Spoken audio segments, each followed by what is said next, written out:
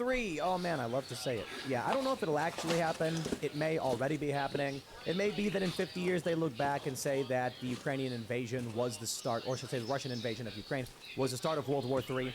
But we got some crazy news. It's been circulating for a couple days. BRICS, that's Brazil, Russia, India, China, South Africa, and many other nations. 41 countries are seeking to join BRICS. Gold-backed currency to be used internationally. It's going to compete with the U.S., and I think it's likely the petrodollar. I don't know for sure, I can't see the future, but if that happens, my friends, those of you listening in America, your standard of living will drop precipitously. Yeah, you'll notice it. It's going to get really bad. Why? Because the U.S. for too long has tried relying on military might to maintain its economy. And this is what I think Donald Trump was worried about. And this is what's going to come and bite us in the ass. So we'll talk about that. Plus, we got a bunch of other cultural news. We'll talk about a bunch of different stories. I'll save them for later, actually, so we can get through the intro without getting in trouble on this channel. But I just, we'll leave it there, and then we'll talk about what's going on with Ukraine, potentially joining NATO. They had a meeting. They said, okay, maybe we'll let you join if that happens. That is a direct declaration of war with Russia. So, you know, yeah. It seems like World War III may be a real possibility. As for the other stories, they're a bit cultural on the related to gender issues, so we'll just save them for later on in the episode.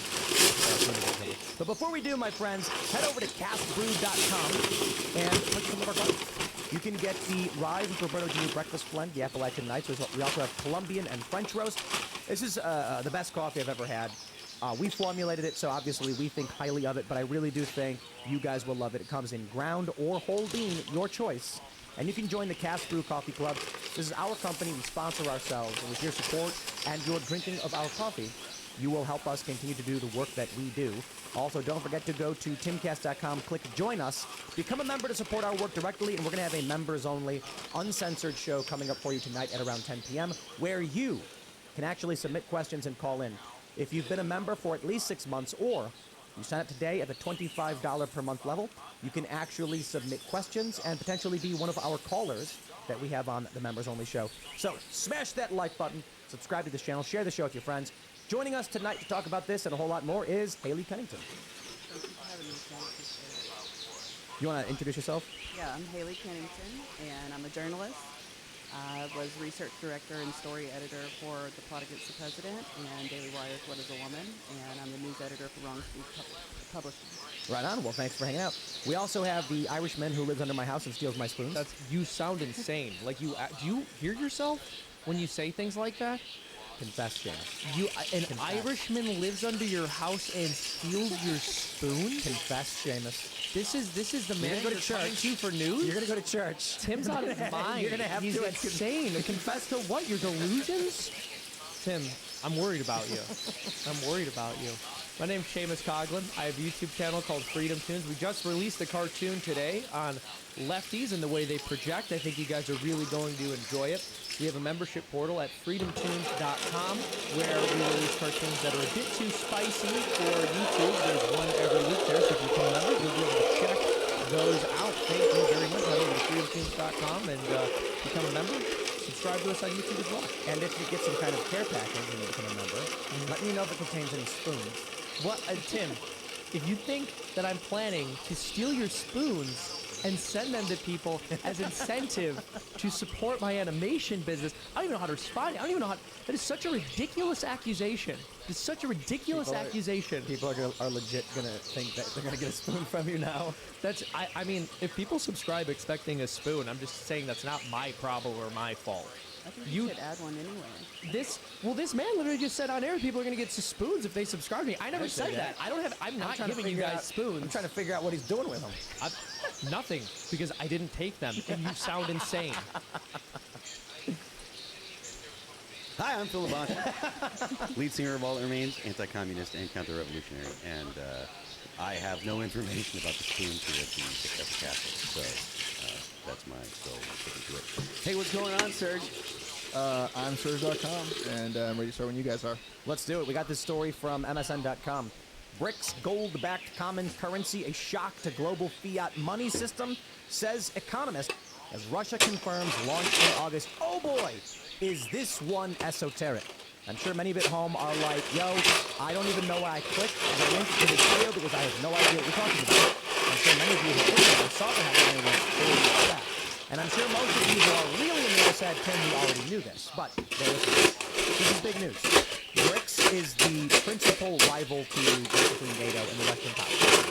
The world operates on the U.S. dollar as its reserve currency. You want to buy oil, you use U.S. dollars. With BRICS launching this currency backed by gold, they're basically giving a massive military to the U.S. and telling all the countries in the world, our money actually means something, theirs does not. Further, we've already seen countries like Saudi Arabia trying to do deals with China, or actually doing them, to trade oil in yuan. This means we are inching ever closer to the U.S. no longer having the reserve currency. And you know what that means? That means all of you at home, you're going to see a standard of living drop dramatically. And therein lies the double-edged sword when it comes to international politics. The United States does not export enough. We export culture, movies, music, sure. But other countries can do that. Other countries can export a lot of stuff. So what do we really provide? To be honest, military might. When we want oil, we print the dollars, we buy the oil. When any other country wants oil, they need to buy dollars from us first. With this deal from BRICS, that basically shuts down our international Ponzi scheme, or whatever you want to call it, and then all of a sudden we have nothing to trade. What will the U.S. trade for BRICS currency? That's the big question. What are we manufacturing? What are we exporting that BRICS would want so that they would give us gold? Say this though, I want to publicly appreciate, and I know I do it all the time, the members of our team are Second working pour. behind the scenes, and you don't hear their voices. Getting ready for it. Their faces often. Pegs in the back. Do what we do without The bottom. so many pieces all moving Screws in the together front. to make Loose one in the machine, back. if you will. And so And the floor just our sitting back studio there, today, pushing out. Victory and J-Mac, my goodness. They work- Keeping that they work in. tirelessly Spacer, spacer, spacer, doing incredible spacer, spacer. A little bit of executing gap there. Got some duct tape. all of that. It's just Some incredible. duct tape right there. Filling in that gap. They do it excellently. Shout out to J-Mac. Spacer, spacer. I didn't put anything in the back here, but it's pretty tight. Chill backstage, like, This just has thank this you big for all old. that. It rained, you know. But during Since that, you know, so you kind of see this is like a cave in. I had to clear it out. A little bit of a gap up front, but it's not that bad. So before I actually did that pour, that first pour on the left, I kicked out the bottom a little. So I got a little bit of slope going outwards. Same thing, slope going outwards, slope going outwards. More or less level slash slight slope down, level slash slight slope down. With the forms. Let's see. Just over 32. About 33 right here. Let's do these pours next. Back currency that we could use to buy oil with. Yeah. So here's my fear, and a lot of other people's fears. The reason why the deep state, the bureaucratic state, the neolibs, the neocons want war, is to make sure we don't lose this status. So the likelihood that we enter into a dramatically escalated conflict is ever so increasing, to the point where, let me tell you how desperate the machine has become. Earlier, last year or so, I think it was last year, when Russia was accused of using cluster bombs, the U.S., the Western forces claimed that was potentially a war crime. Now, the West has become so desperate that Joe Biden has approved the sending of cluster bombs to Ukrainian forces, something that they had previously said could be a war crime. This is what I'm talking about. The people saying, oh, you can't do that because that's evil and wrong, and then a year later being like, if we lose this, we're done for, so just do it anyway.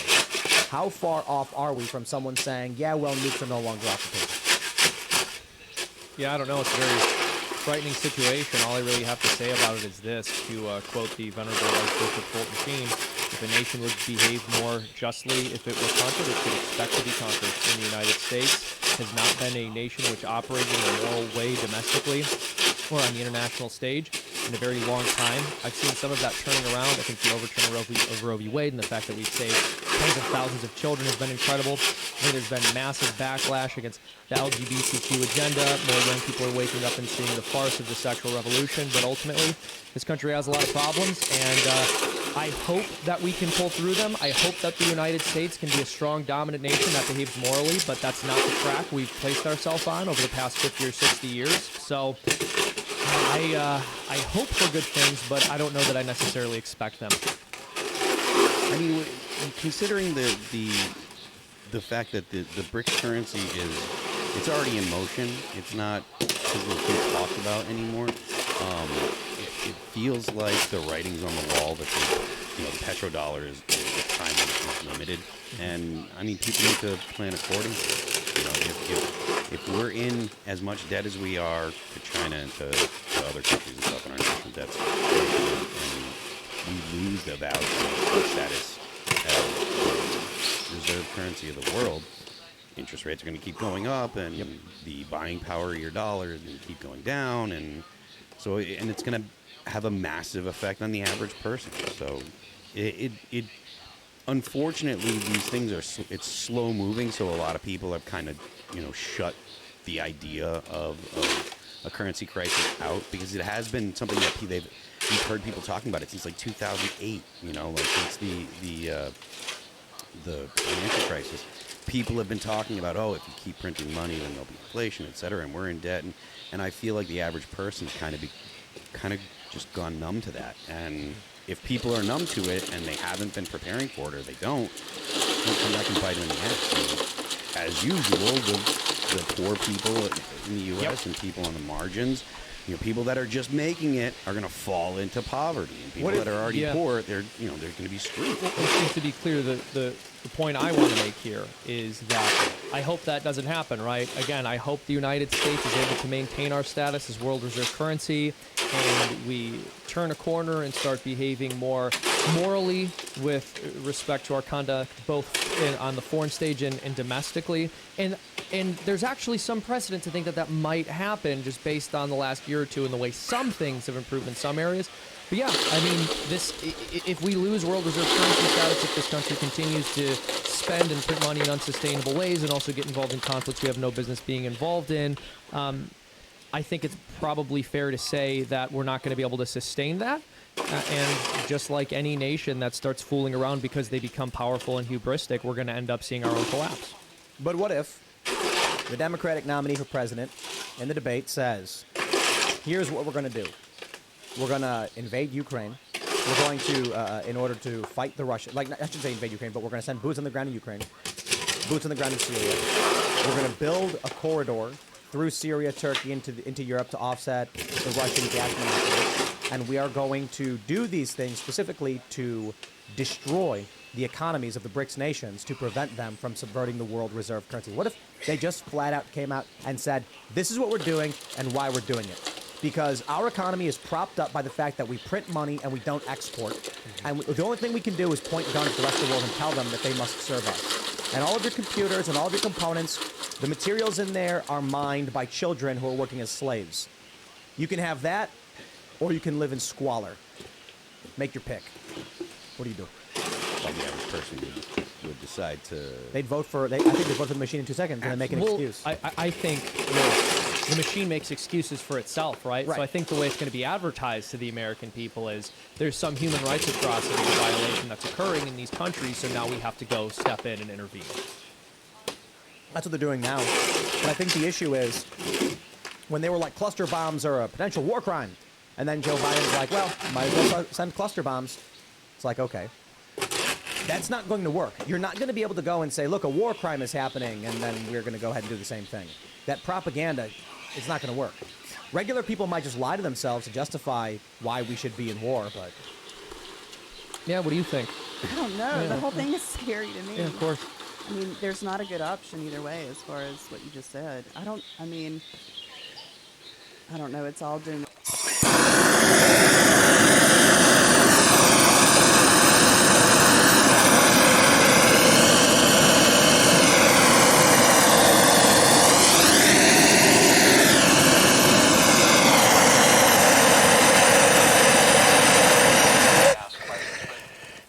11 bags today. It's gonna be rainy the rest of the week, so I figured I'd push. Did actually like 4 hours worth of work. About 20 minutes per bag. It's kind of what I was averaging. I used some of that Sacrete. Sacrete had some larger stuff, and I mixed it too wet the first one. It had rain in my pan, you know, so it was an unknown amount. So I went ahead and gave it some mortar to soak up the waters, and because I had the medium-sized aggregate, to cut it that way as well. Yeah, it's 11 bags one day. Still a big pile. So you want to stay on top of it. Do the burning as you get it, you know. Like doing more than 11 bags is going to be too big. A little bit of spillage. Kind of filled it up a little more in that bay. Because I had some leftovers, you know, so it's a little offset. Doesn't matter though. I'll be building it up higher. Doing a second course. This one I filled up all the way.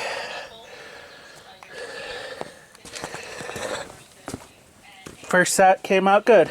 Back pieces got stuck in there, you know, wedged, you know, so I had to use a shovel to pry it out.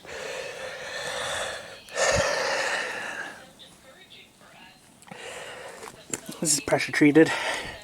These little pegs, you know. Those pegs will probably hold, you know, probably 30 years or something before they rot out, you know. And then they're just drain holes in the walls, you know. I got hydraulic cement, you know. So I could always patch it, you know, drill them out and patch it, but it's fine. I'll be moving on to Afterlife when they're going. It's getting there though. One more lower one right here. I gotta dig this out, you know.